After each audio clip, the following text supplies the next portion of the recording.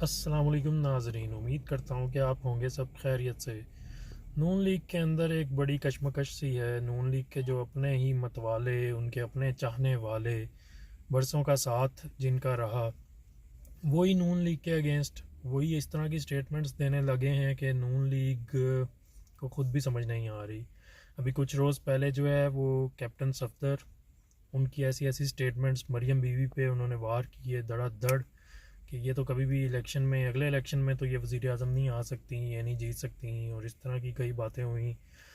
اور اس کے بعد ابھی خاقان عباسی جو ہیں، انہوں نے بھی اپنی مریم کے لیڈر ہونے کی وجہ سے جو ہے پارٹی سینئر لیڈر، کیونکہ مریم نائب جو ہیں وہ پارٹی کی صدر ہیں، اس کی وجہ سے انہوں نے اپنا ریزائن دے دیا ہے، اور ان کا بھی کہنا ہے کہ الیکشن ہر صورت میں 90 دن میں ہونے چاہیے۔